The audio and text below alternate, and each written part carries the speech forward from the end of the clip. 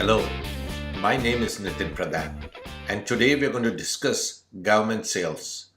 We're specifically going to talk about what doesn't work, why does it not work, and how can you entirely improve the process so that your sales effort is more efficient and effective. So let's get started. I've been a senior executive in federal, state, and local governments.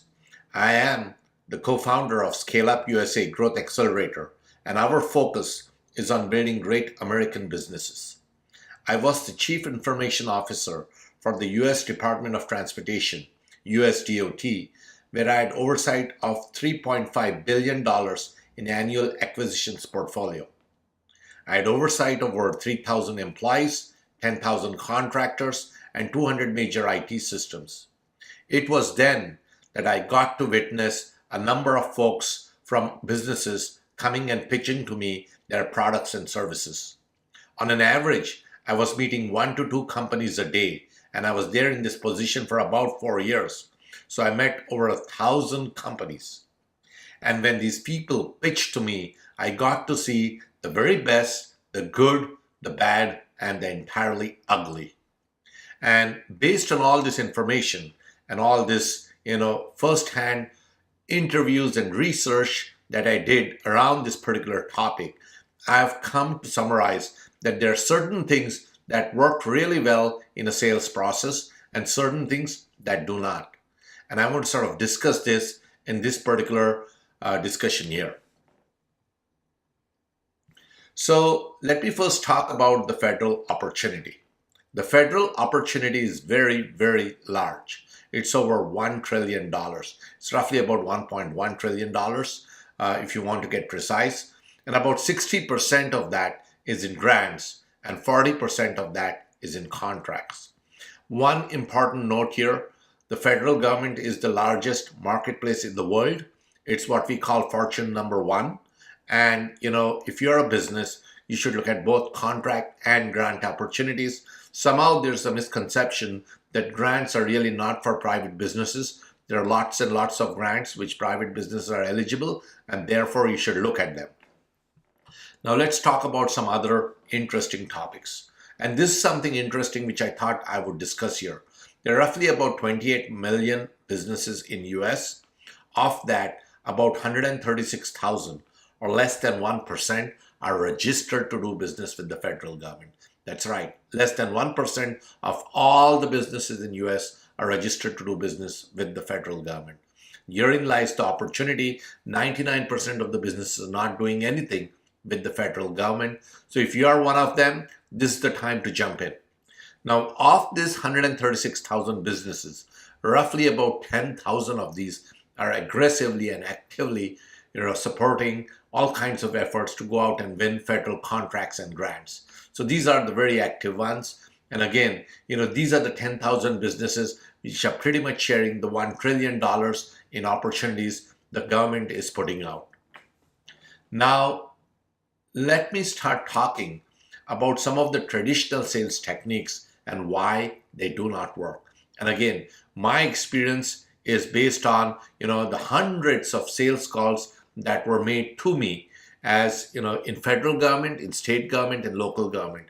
So this is not just what's happening in the federal government, it's also what's happening in state and local governments, but little bit to a lesser extent because the volumes are not so high. So let me talk about the first category of, pitches that are made. And these pitches are mainly made via email. And, typically an email might come in and they might have either an invitation for a webinar or white paper, or it might be just plain old email. Now, just to give you a perspective, when I was CIO at DOT, I was getting over 1,000 emails from suppliers and contractors each day. There was no way I could actually look at this every day and even read through them.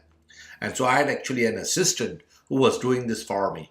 And this person, got very good at looking at what was there and knew exactly what I wanted. So very few of these emails were really passed on. So this person became a gatekeeper.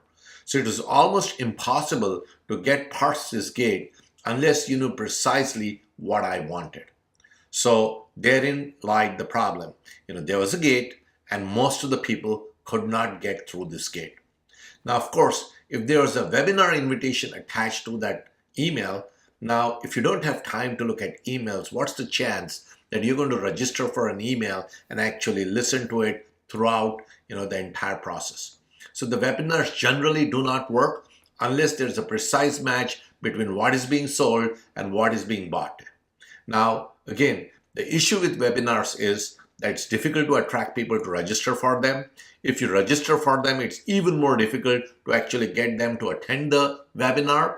And then if they start attending the webinar, it's even more less probable that they will stay throughout the webinar. In the first 5-10 minutes, they'll either drop out or they'll continue doing their work and the webinar would just be running in the background. So again, webinars, in my opinion, do not do a good justice for sales effort. And then there are these white papers. Companies spend thousands of dollars coming up with very fancy white papers, which I'm afraid nobody really reads. Again, the issue is of time. And again, everyone knows when you're sending in a white paper that your company has developed, it's obviously going to tell only the good things about your company. It's not going to tell any bad things about your company. And if you are government executive, you want to understand what that company does in total, the good things, the bad things that have happened, how they have corrected stuff, and most of the sales techniques that sales folks and business capture folks are using are not discussing these things. So again, none of these three things work, in my opinion, to any effective level. Let's look at some other sales techniques. Now, the next sales techniques really are phone calls and voicemails.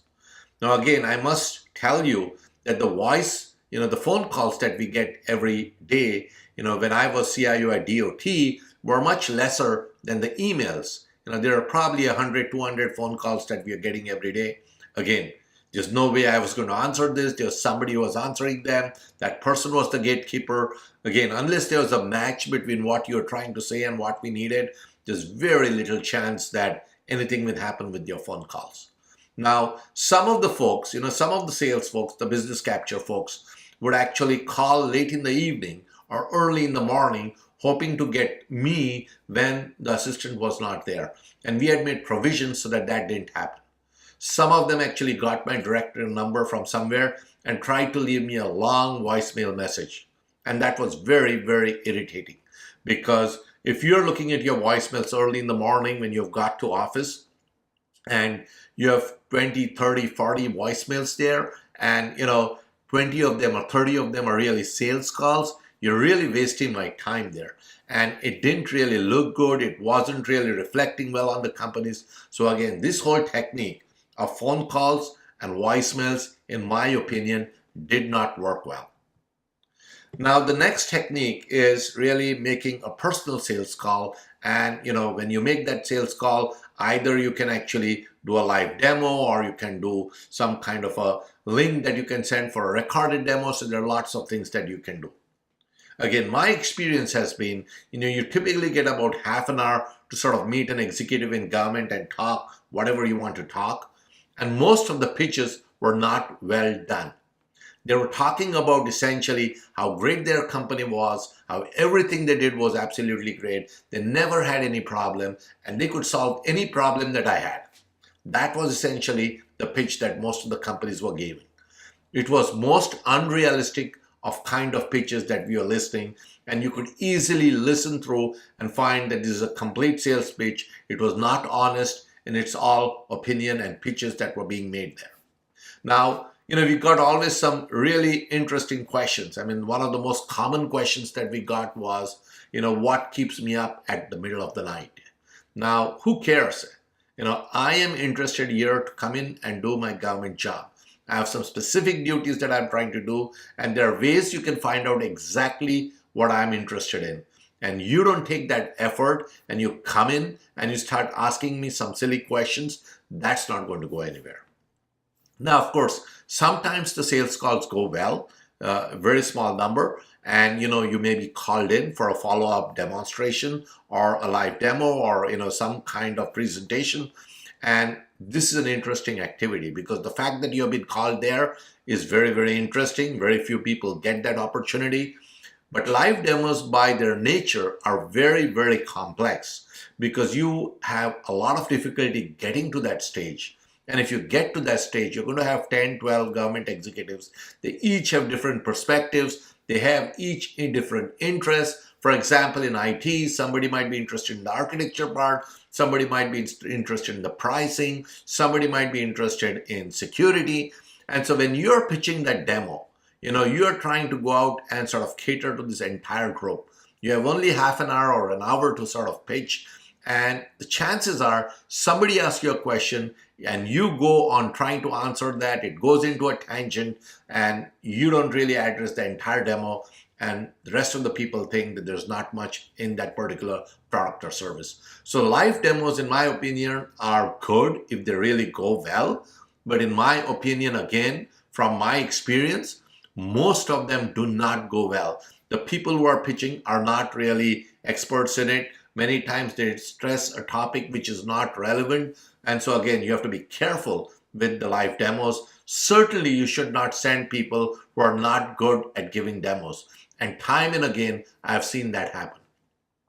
And then there's this new possibility that you do a sales call and then you go back, you send a thank you letter to somebody like me as a CIO, and then you sort of send a link for a recorded demo. Again, not much chances that I'm going to go back and look at a recorded demo, especially it's most of the time it's going to be on your website, which looks like a sales pitch, or it's on YouTube. And again, it looks like, again, it's a sales pitch and it's going to be next to a dancing cat or something like that. Again, I don't want to be sort of caught in the government office looking at YouTube videos. That doesn't really reflect well on the optics of the whole situation. Again, so in this category, some of the sales calls can go well, some of the live demos can go well, but there are much better techniques, we think, that can improve your chances of actually performing better in terms of wins from the federal government. Now, lastly, I want to also talk about Postal Mail.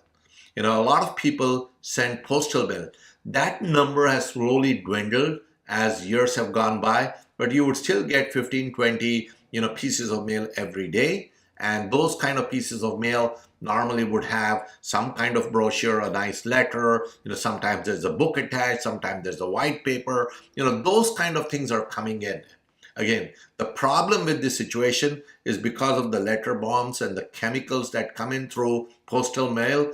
Postal mail in federal government is very severely checked and it takes a lot of time to actually get delivered. And because of the machines it goes through for these checks, many times the postal mail that comes in is not really in a readable format.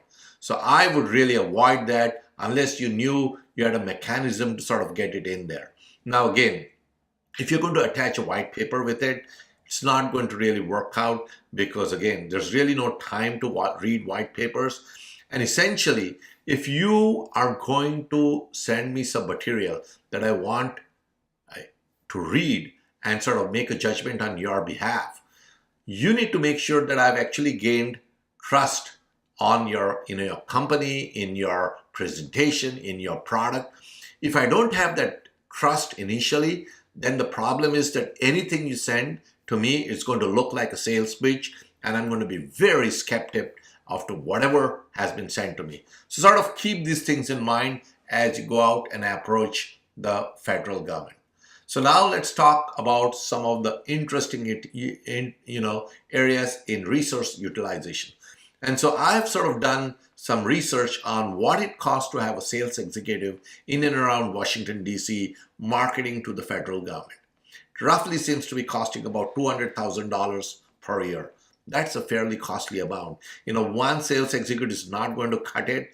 If you're going to really go after, a couple of agencies, you need to sort of have this person literally parked in that agency, going morning to evening in that agency and talking to people. So you're going to need at least a couple of people. So you're at least looking at $1 million worth of expense to sort of go out and do something realistically if you're going to go aggressive on it. Now, of course, the other problem is that if you take a sales call, if you do a sales call, that means you actually send an email, you make a phone call, somebody gives you an appointment, you go out and try to meet the executive. If you reach that level and you actually do that sales call, my experience has been 9 out of 10 sales calls are really not going anywhere. Probably 1 out of 10 is going to go somewhere. Interestingly, I was discussing this with one of my, sales executive friend recently, and I said, hey, you know what? My thinking is that 1 out of 10 sales calls, 1 out of 10 sales calls actually, leads to a follow-up. And he says, Nitin, you're too optimistic. In my opinion, 10 out of 10 sales calls go nowhere. So again, there's a different perspective to what is success, but most of the salespeople also accept that sales calls generally are becoming a waste of time. So then the question comes, what is the problem? Why are some of these things happening? So let me sort of delve into some of these issues. So the most important problem is that if you're going to sell, you need to know what I call the who, what, when, and where. So you need to know who is the buyer. You need to know exactly what do they want to buy. You need to know when are they buying it, and you need to know where are they buying it again, because in an agency there are a number of places a person could buy across many different contract vehicles. So these questions are not easy to answer, and it will take you months to just figure out that, leave alone trying to meet these people and actually talk to them successfully. So that is the complexity of selling to the federal government. Let's look at some other complexities. So, if you're in sales, you sort of know that your common mantra is that you should target the right message to the right person. Now, the problem is you don't know who the right person is. You don't know what interest that right person has. So obviously you can't craft the right message to that right person. And if you can't craft the right message to that right person, the right person is not going to respond in the right manner, which means that you're really not going to be in control and you're not going to win that opportunity. Now, in an ideal world, what we want to do is we want to create an opportunity, and we want to track that opportunity all the way from creation to the end of the buying process. That's what you need to do. And we have figured out a way how to do it. And that's what I want to sort of discuss with you and figure out how we can work with you all to actually help you build this entire process. So let's talk about some of the other issues.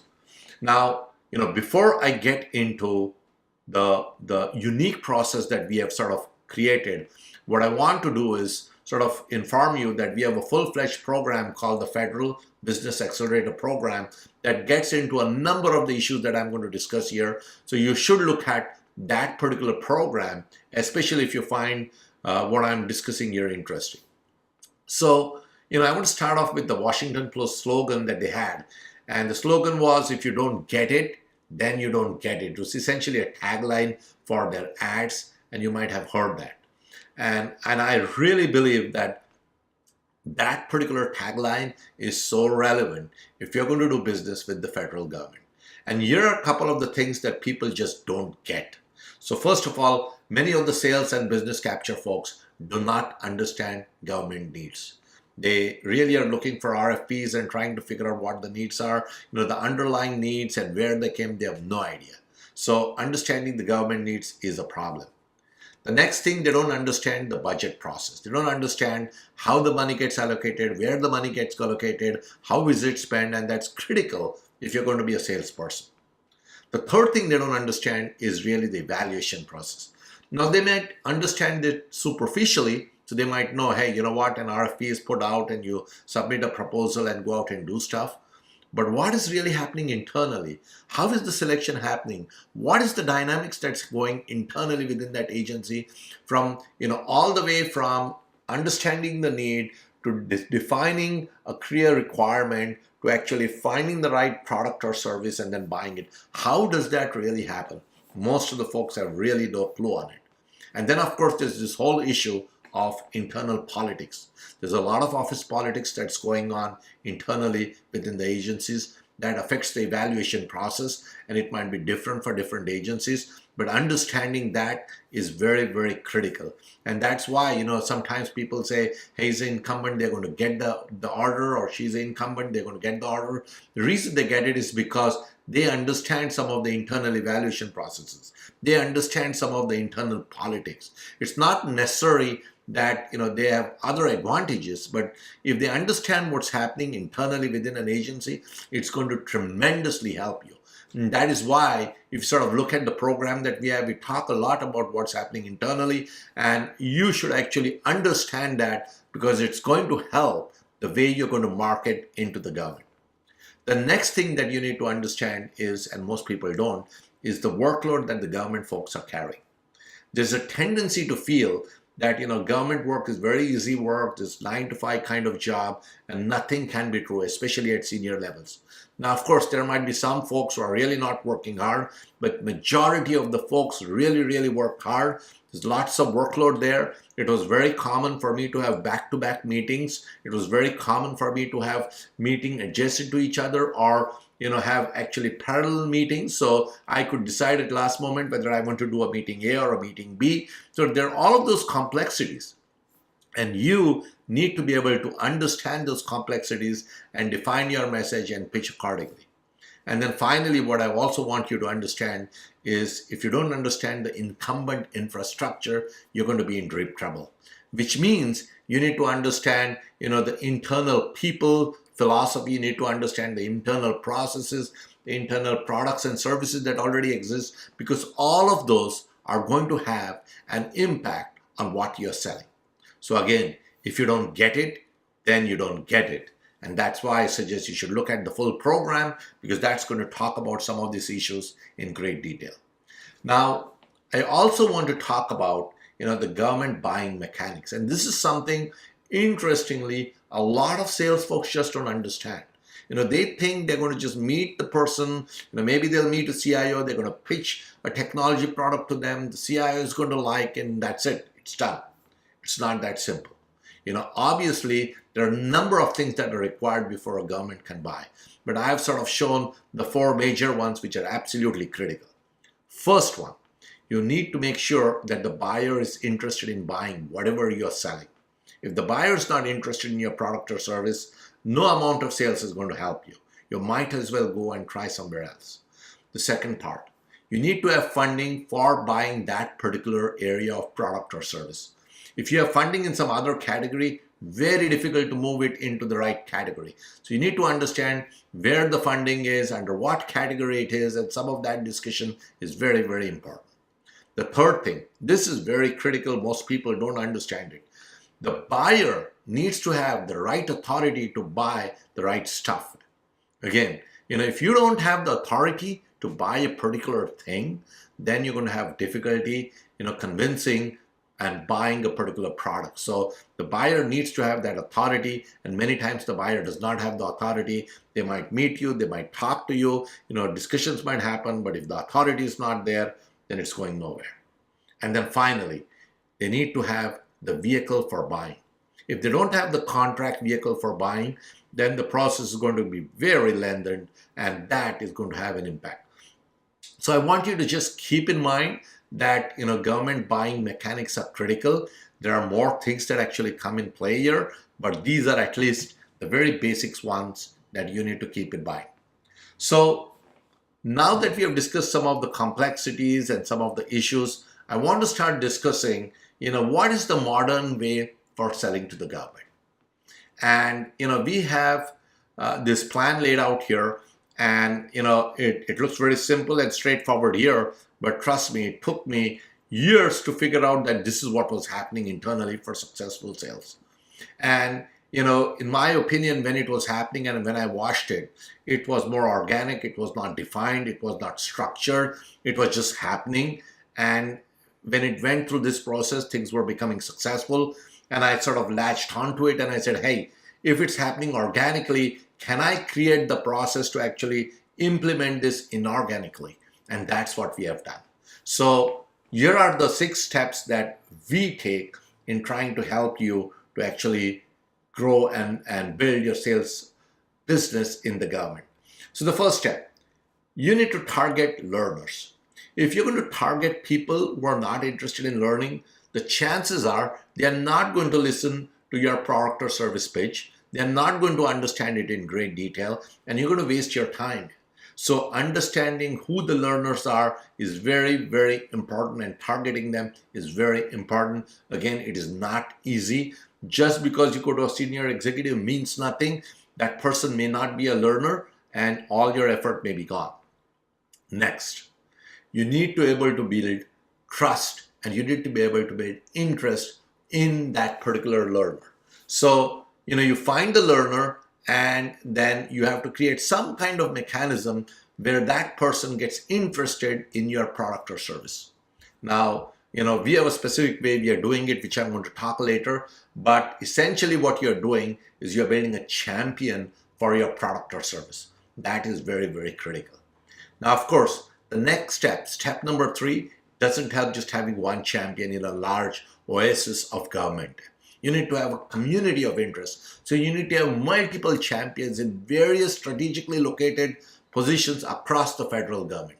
And so you must have the ability to create a community of interest. And if you can't create that, and if you're just doing 1 or 2 pitches, it's not going to work. Ultimately, when you create this community of interest and they all like what you are sort of showcasing, you are going to become a trusted advisor. And that's where you want to get. If you become a trusted advisor, not for one person, but a number of people across the federal government in a particular agency or particular section or particular office, that is going to help you tremendously, because they're going to come and meet you and talk to you and take your calls and respect you and do all kinds of stuff. And when that happens, what is going to happen is they are going to ask more help, and you might be able to craft, some of the input into the statement of work or the statement of objectives. Now you're in business, because whatever is going to come out is going to be so tailored to what you have been telling them that you are probably going to win. This is what is required. And I don't think most of the sales folks are doing that. They're just trying to sell. What you need to do in selling is to build trust. And you can only build trust by providing the right kind of knowledge to the right kind of person, to the right kind of time. And we have figured out a way to do that. So let's talk a little bit about it. So what we have done is we have created a learning academy program. And this is a program that's a neutral program that's coming out of Scale Up USA. We have positioned this as learning. This is not sales, this is learning. And it's very low investment, so it's very affordable to the seller. Much, much lower than you trying to make sales call. It's always on. So anytime, anybody, anywhere in the government can actually learn. It's very much easy to possible to do that. It is accessible on demand. So, it's not that it's available this time or that time. It's in an environment which is nice. So it's not like on YouTube, or it's not like on your own website, which might look like salesy. It's in a learning platform. So you can actually learn it. You can actually take that particular course and forward it to other people within your agency. So that looks good, because if you like something, if I'm CIO, I'm looking at some of those kind of things, I can actually look at it and I like it. I can send it to 4 or 5 people within the agency and they can actually look at it.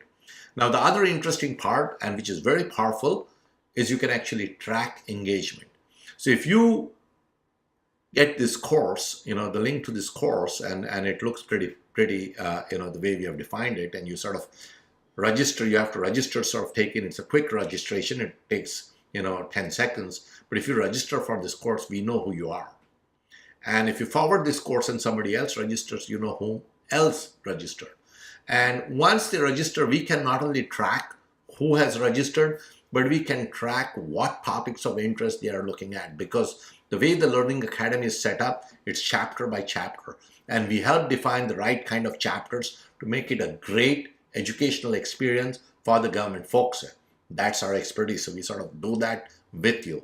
And once that is done, people can actually go into the right chapter and read that. So they can just do an overview. They can just do an architecture type chapter. They can just do an implementation chapter. There are various ways to sort of pitch this. But again, the buyer has the opportunity to pick the topic of interest. They don't need to go through that entire process.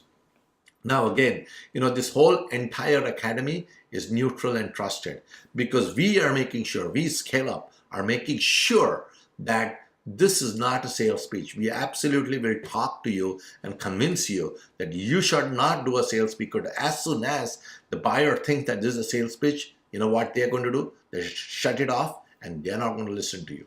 So this needs to look like a trusted advisor pitch. And there are unique ways that we can help you do that. And then, of course, in that particular learning academy, while the pitch is neutral, there's an opportunity for you to add audio, video, PDFs, all kinds of material. So the pitch may be trusted and neutral, but there is potential for you to add other multimedia from your company in there, which is just as subtext there, so that it doesn't look like it's a sales material, but you can actually, download it and read it. So you can actually include a demo, you can include, your white paper. But again, that's not your primary pitch. Your primary pitch is this neutral activity where you're sort of educating and learning, helping the buyer learn. That's what we are doing. So that's the Learning Academy program that we have done. And then finally, we have very precise ways to actually target this particular academy course that we build with you, and sort of take it and send it to the right agency and the right people. So there are ways we can sort of do that, a number of ways that we are doing it. So essentially, what we did was, I saw what was working internally within agencies, in government agencies, and that was happening organically. And we created an inorganic process that we can control and we can standardize and we can sort of pitch. And we have sort of put this out there. So that's the process that I'm talking about. And I'm eager to work with y'all to figure out how we can take the right product or service. Again, not every product, not every service is going to be right for this, but certain products and services are going to be right for Learning Academy. And that's what we are doing.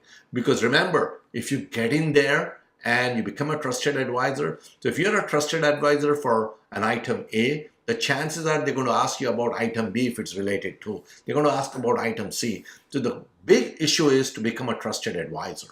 And the Learning Academy program is allowing you to be trusted advisor. And the other important thing is this is infinitely scalable. Once you put this on the program, you can send it by all kinds of means to current players, prospects, customers. You can send it as broad as you want, because you can track who took the course, when did they take it, what topics did they go to, what things did the PDF, what other stuff that they have done with that Learning Academy we can track, and we can precisely target this. So that's what we are doing. It seems to be making a lot of effect and impact, and I would suggest that you should try it out immediately. And if you're interested, all you need to do is connect with me on LinkedIn, tell them you heard about the Learning Academy program, and just let me know. Now, I want to sort of talk a little bit about, this program and the other program that we have. So this is the Learning Academy program that I talked about. And essentially what this program is, growing through learning. So you grow so that by teaching other people, new stuff. That is this whole Learning Academy program. And then we have another program called the Federal Business Acceleration Program, which is slightly different. That's learning to grow. In that program, you are learning. You're not teaching somebody, you are learning. You're learning the tips and tricks, the best practices, the approaches that have been successful for successful government contractors and suppliers. So that's exactly the reverse. And these two things are really complementary, because you need to learn how to do business with the federal government, and then you have the best tool in terms of Learning Academy, which you can take and then pitch to the government. So that is the way you do it. You can do it much cheaper than having multiple sales executives, and it is much more trackable, and it's much more decisive and impactful. Now, ultimately, all I want to say is, winning government sales is not that difficult, and we have a proven way to do it faster, better, and cheaper. So I suggest that you call up. Our email is here, or you can always connect with me on LinkedIn, or you can go to scaleupusa.xyz and actually talk to us. So all the best, and looking forward to working with you guys.